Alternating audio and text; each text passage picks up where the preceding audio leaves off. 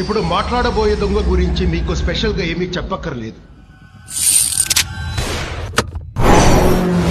2 రాబరీలకే 2000 కోట్లు కొట్టేసిన వాడు. ఇక నుంచి ఆ కేసును ఒక under cover police officer handle చేస్తాడని చెప్పడానికి కాల్ చేశాను.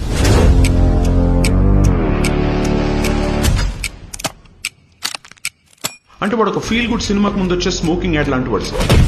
కంటెంట్ కరెక్ట్ గా ఉన్న విజువల్ చాలా డిస్టర్బింగ్ గా ఉంటుంది సార్.